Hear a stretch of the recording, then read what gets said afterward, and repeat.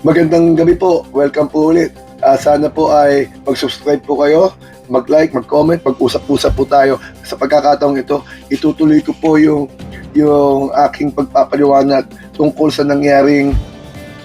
nangyaring sesyon doon sa Senado kanina, kung saan naglabas nga ng speech at ng video itong si Senador Amy Marcos na talaga namang pinalagan ng mga minorya. At hindi lang basta pinalagan, kitang-kita naman na propaganda video at ginamit pa ang plenaryo para ilapalabas yon.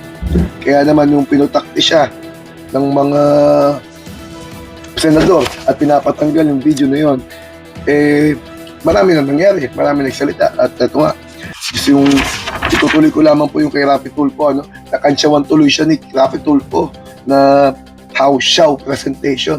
Kasi po, alam naman natin si Senador Raffy Tulfo, yan ay isang personalidad na galing sa mainstream media. Marunong siya, nakakaintindi siya ng mga sources, ng mga ano dapat ibalita. Halatang napaso dito na kuryente si Amy Marcos. Bakit? Yung source niya, umamin Sinabi ni Ping Lacson, siya nagkwento doon sa source niya, Amy. Ang problema, out of context. Kinuwento niya yung pangyayari at binigyan ng mali siya yung pangyayaring yun.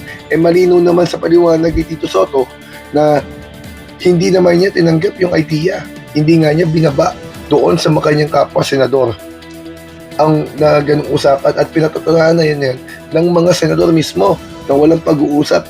Pinakamabigat na katibayan dyan si Senador Kiko Pangilinan, dahil nung siya ay nasa majority pa noon, siya ang chairman ng Committee ng Constitutional Amendments, na wala man lang pumasa sa kanyang opisina na bill o panukala para pag-usapan, paghiringan kung ano mga dapat nating maging mga revision o mga steps para mabago ang konstitusyon. Sabi niya, wala daw yan.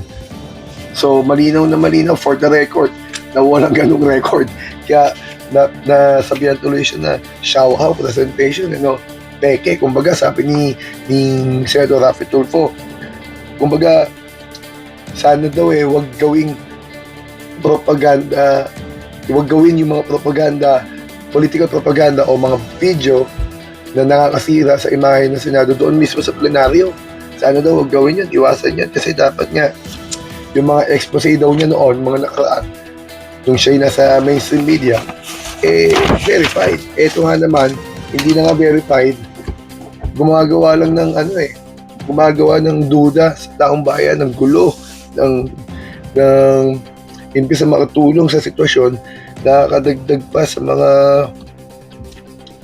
problema, sa mga isipin. Kaya sabi nga niya ni Raffy Tulfo, let's move on. Kasi yung pagpapalit naman ng liderato, kahit na maitanggi nila na tungkol yun sa impeachment, mahirap paniwalaan yun. Palabas nga nila si Bato de la Rosa dahil para lang mabago ang literato. At siya na rin nagsabi mismo sa kanyang video, si Amy, kaya pinalitan niya yung liderato kasi nagsusulong sila ng di umano, tinanggi nga excuse me, ang inamin lang, totoong nagmi-meeting ang mga politiko, pero hindi yun ang topic na pag-usapan. Oo, sabi ni Tito Soto, pero hindi nga niya tinanggap yung idea. Kaya nga, sa pagkakataon nga doon sa meeting na napadaan pa si Ping Lacson kaya nga niya narinig. Pero yung kinuwento na ni Ping Lacson na walang mali siya, nilagyan na ng mali siya, out of context na, binago-bago na, dinagdagan na, pinasama na, ginawang sinister, kumbaga, ang sabi nga nila. Matapos ni Raffy Tulfo kanina, nagsalita rin si Rizon Tiveros. Alam niyo, dami yung nagsalita rito kanina Talagang binanatan nila tong kakengkoyan ni Amy Marcos Sabi ni Rizon Tiveros, ganito na ba kababa tayo ngayon? Hindi ko alam kung ang tinutukoy niya si Amy o yung sitwasyon nila ngayon. Siguro nga, pareho na. Kasi dagdag naman talaga si Amy Marcos sa pagpapababa ng sitwasyon, ng level, ng dignidad, ng integridad ng Senado. Natawa lang ako kasi ganito na ba kababa? Ito, pinaliwanag ni Senator Rizon Tiveros yung conspiracy theories na para bang ang video na to gumagawa lang, nagkikreate lang ng mga teorya, wala namang katibayan bintang, paratang, drama. Inamin din niya, wala namang pinag-uusapan sila. Yung majority pa sila, minority ngayon. Kaya tulad na sabi ni Senator Bam Aquino, never sila nag-usap tungkol doon. At tandaan natin, si Aquino, isa yan sa mga tututol para doon dahil yan ay taga-suporta ng 1987 Constitution. Nanawagan din si Senator J.B. Ejercito, do not use this institution for any misinformation. Kaya nga sabi niya. Kasi nga naman, policy makers sila. Pero nangyayari, chismis intriga ang inaatupag ng ilan sa atin. Inaatupag na ano kayang magpa-hype, kung ano-ano mga pinagsasabi. Ang dulo niyan, nag-object si Marcoleta. May isa akong video na i-upload patungkol doon, pero isa-summarize ko lang po, nag-object siya patungkol na Section 93 ng Rules ng Senado. No? Kasi nga naman, yung mga video, mayroon doon mga parting nagsalita sila Rizon Tibero siya at si Marcoleta mismo kung kasama daw ba yun sa pinapatanggal at gumamit siya ng mga paghahambing sa mga nakaraang pangyayari na papapabor sa argumento niya. Excuse me. Pero ang totoo niyan obvious, pinapaboran niya yung propaganda, political propaganda inilulusob nitong Jaime Marcos. At sa huli nga, nagsalita si Senate President Alan Cayetano. Of course, no? Matalang haga talaga. In the end, nakiusap siya kay Senator Jaime Marcos na i-withdraw na lang yung video. Hindi ko alam kung buong speech o video pina-withdraw niya for the sake na siguro. Kasi ang ginagawa ni Alan ngayon, sinusubukan niya mapayapa ang lahat. Kasi alam niya, 13 bilang nila, 12 ngayon, kaya siya mapatalsik. At lagi nga niyang sinasabi na kadulad na sinabi niya, pwede siyang alisin kung mayroon sila 13, pero may pahaging pa rin siya sa minorya. Paano daw ba nagsimula? Katulad nun, imbes na pinag-uusapan ang problema ng bayan, ang pinaatupag ng pinag-uusapan yun nga pa siya sabi ko, inuubos ang oras sa Senado. Pero si minorya ba sisisihin doon? Di ba nag-speech si Jaime Marcos? Siya nagbigay ng video na kung ano-ano, ang gusto bang mangyari niya, Alan Cayetano, huwag magsalita, huwag pumalat, huwag mag-react. Amen lang. Kayo nagpapagulo dyan sa Senado, dami yung drama Diba? Sila Alan Cayetano, madrama talaga yan. Ginawa din niya yan sa lower house nung siya'y papalitan na ni Velasco Diba? Sinarado niya yung session null Talagang madrama sila Alan Cayetano.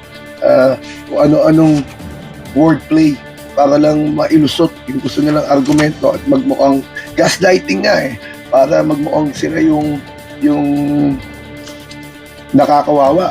Pero sumasagot na sila kung tutusin. Simula umpisa ng session kanina, sila naman ang nagsalita Kaso kailangan pagpalagan yung mga pinagsasabi nila kasi unang-una chismis. Ang layo-layo naman sa dekalidad ng mga senador noon. Pangalawa, may mali siya. Out of context binabago pinipilit, pinapasama yung pausapan kahit hindi naman dyan ng punto nun Kaya nga, Xiaohao, sabi ni Rafi Tulfo, peke yung video peke yung source. Kaya ginadaan nila sa gaslight. Pakiusap siya kay Senator Jaime kung pwede daw bang i-withdraw na lang. Sa dulo, winidro na nga lang ni Jaime Marcos. Di inatrust din niya. Kaya inatrust din ni Zubiri yung kanyang motion na strike out yung video. Yan ang hirap. Kapag ang mga tao, ang lalakas mandarag, pero pag pinalagan, ugali kasi nila yan ugali ng mga DDS Ugali yan ng mga leader nila Ang lalakas maggamon, ang lalakas mandarag, pero pag pinalagan, takbuhin, iyakin, gaslight. Nagiging biktima sila bigla, pero sila mismo, ang umatake, kala mo talagang buong buo. Kaya si Trillanes, kinakansyawan sila Diba? Pinalagan sila ng Trillanes diiyakan sila. Diba? Yan ang problema.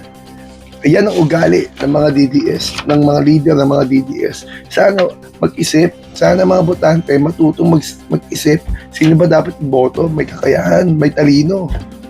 Hindi yung kung sino lang ang hype ngayon.